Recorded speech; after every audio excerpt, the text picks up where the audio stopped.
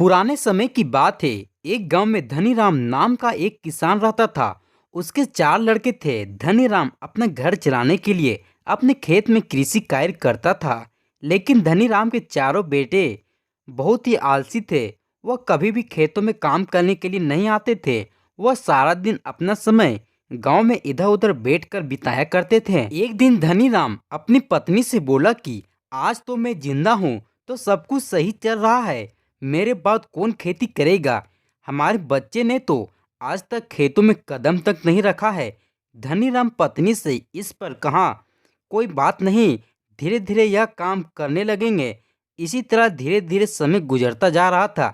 एक दिन धनीराम की अचानक से तबीयत खराब हो जाती है और वह बहुत ज्यादा बीमार पड़ जाता है। इस दौरान धनीराम अपनी पत्नी से कहता है कि चारों लड़कों को मेरे पास बुलाओ, मेरे पास समय बहुत कम है। इतना सुनने के बाद धनीराम की पत्नी अपने चारों लड़कों को उसके पास बुलाकर लाती है।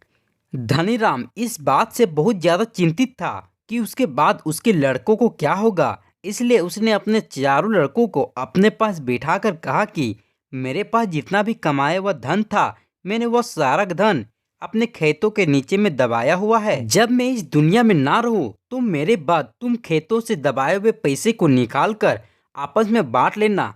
इतना सुनने के बाद धनीराम के चारों बेटे बहुत खुश हो गए। इसके कुछ समय बाद धनीराम ज्यादा बीमार होने के कारण उसकी मृत्यु हो गई।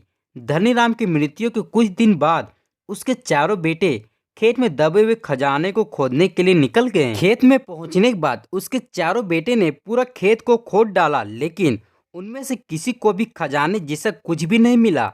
इस बात से वह चारों बहुत निराश हुए और उन्होंने घर आकर अपनी माँ से कहा कि पिताजी ने खेतों में खजाने के बारे में बताया था, वह एक झूठ था। हम चारों ने पूरा खेत खोद डाला, लेकिन हमें खेत में कोई भी खजाना नहीं मिला।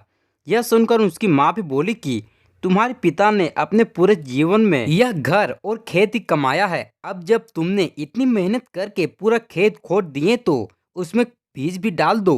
इसके बाद चारों बेटे ने खेत में बीज बो दिए और माँ के कहे गए अनुसार खेत में समय समय पर पानी और खाद डालने लगे। समय बीतता गया और कुछ समय बाद खेत में फसल तैयार हो गई।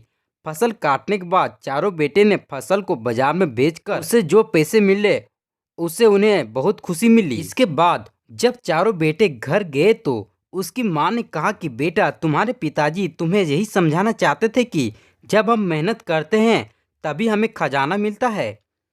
इस कहानी से हमें यह सीख मिलती है कि अगर हमें अपने जीवन में सफल होना है तो हमें मेहनत करनी चाहिए। अगर कोई भी व्यक्ति ज़्यादा आलस करता है तो अपने जीवन में कीमती समय बर्बाद कर रहा होता है। आपको हमेशा अपने जीवन में सही दिशा पर मेहनत करनी चाहिए।